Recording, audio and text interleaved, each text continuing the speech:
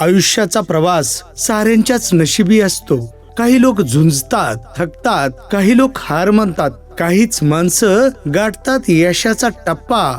त्यात होते आपले आप्पा. सहकार, शिक्षण, आरोग्य व ग्रामीण विकास क्षेत्रात अद्वितीय काम करणारे सहकार महर्षी माननीय श्री जयवंतराव भोसले आप्पासाहेब यांच्या 12व्या स्मृती दिनानिमित्त विनम्र अभिवादन.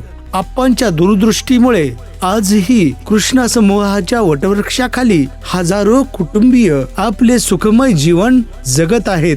आप्पासाहेब, तुम्ही वाट दाखवली अंधारात, प्रकाश दिला जीवांना, साक्ष झाला सहकाराचा, आधार होता शेतकऱ्यांना.